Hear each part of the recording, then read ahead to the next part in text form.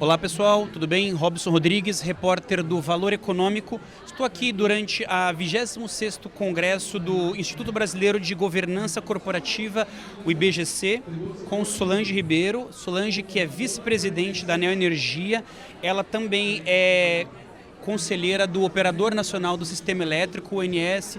Solange, muito obrigado por conversar com a gente do Valor.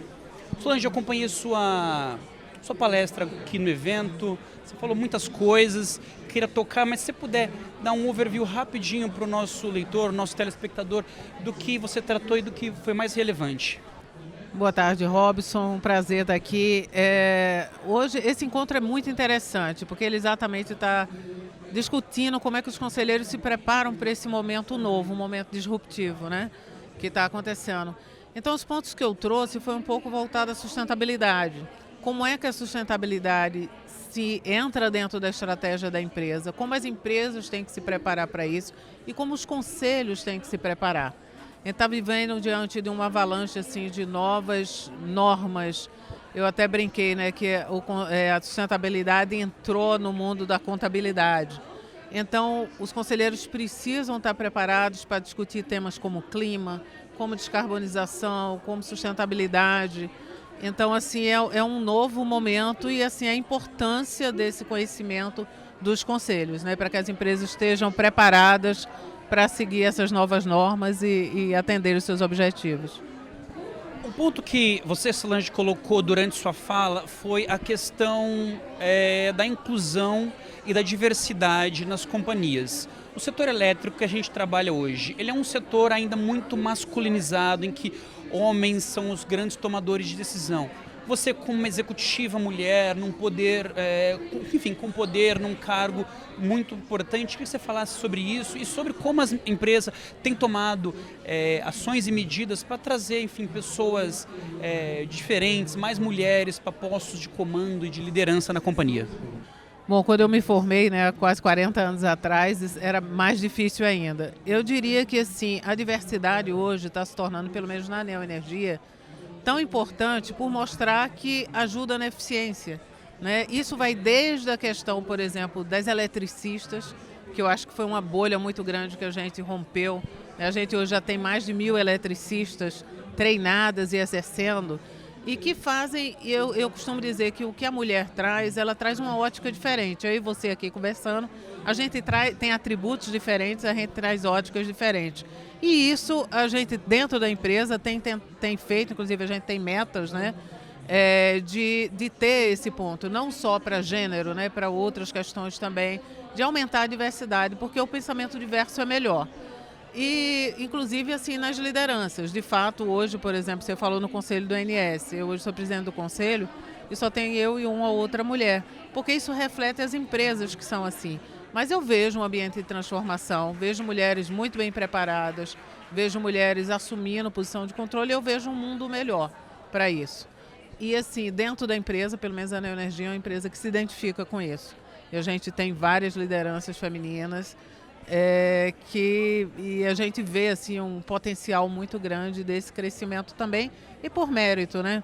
Porque quando me perguntam assim, né, a minha carreira e tudo mais, eu digo, gente, eu estudei muito, eu trabalhei muito, né? Eu morei em lugares diferentes. Esse é um ponto que talvez para a mulher é um pouquinho diferente.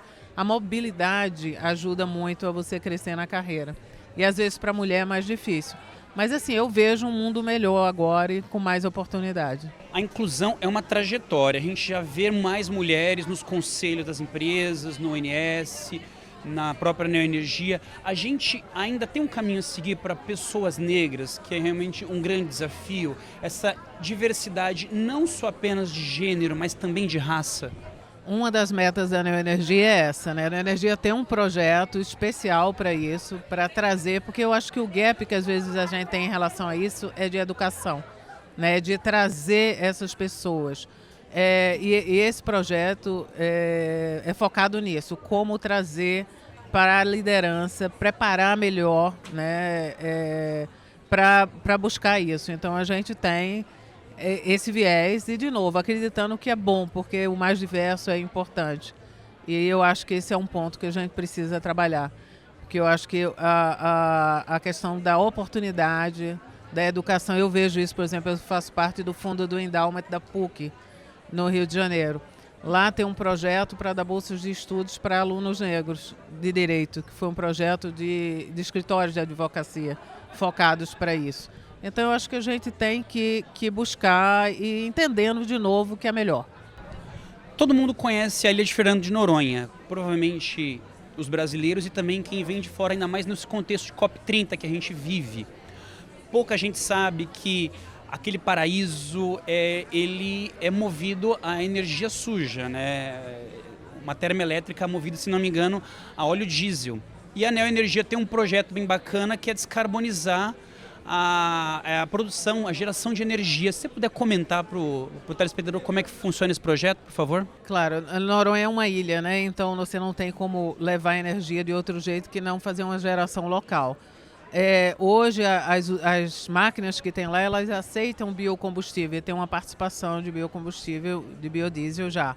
Mas foi feito um estudo longo, olhando para o mundo todo, outras ilhas, que soluções podem ser dadas, e chegamos a uma conclusão, construímos isso junto com o governo, o Ministério de Minas e Energia, junto com a ANEEL, junto com o governo de Pernambuco. Né? Então agora estamos fazendo investimento, porque Noronha faz parte da concessão de Pernambuco, né? A ilha, e estamos investindo em um novo projeto agora, um investimento da faixa de 350 milhões, que vai ter energia solar com bateria.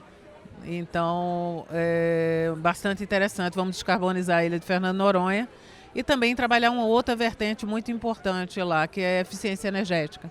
Quando a gente fala de transição energética, eficiência energética, às vezes é deixado um pouco de lado e é mega importante numa situação como a ilha de Fernando de Noronha, porque o consumo é muito alto. Então, como a gente trazer isso para um patamar mais razoável e investindo aí na geração de energia limpa.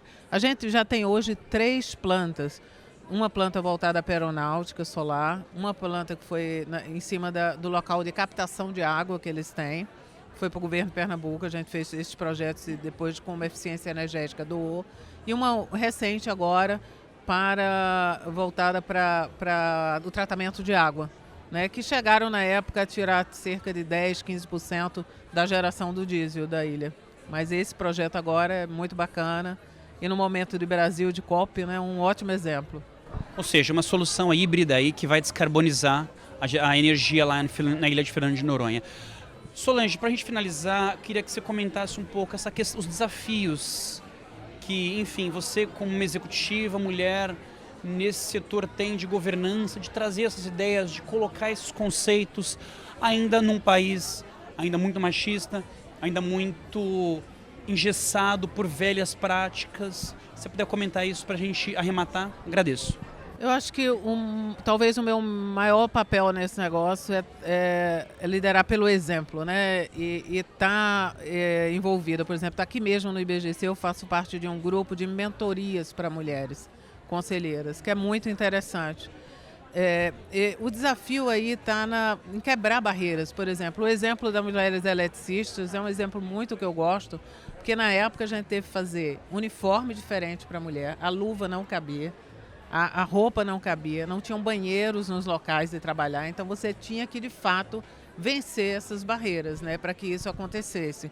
Eu acho que tem que se preocupar, por exemplo, a mulher quando tem filho, né? Esse é um outro desafio, eu até brinco, parece que filho é só de homem, de mulher, né? Filho é de homem também, né? Então, como é que a gente recebe essa mulher? Hoje eu acho que já tem um tratamento melhor para quando você dá os 6 meses de licença maternidade e consegue agregar essas colocações. Eu acho que é uma luta e na medida que, por exemplo, a Neoenergia, a gente contrata por mérito. Mas a gente faz questão que nas nossas contratações tenham postulantes que sejam mulheres. Né? Quando você falou de raça também, tentar envolver o máximo possível de outros gêneros. Então, eu acho que com isso a gente dá oportunidade. E os desafios vão ser quebrar barreiras, às vezes. Eu acho que esse é o maior ponto que a gente tem que lutar para isso.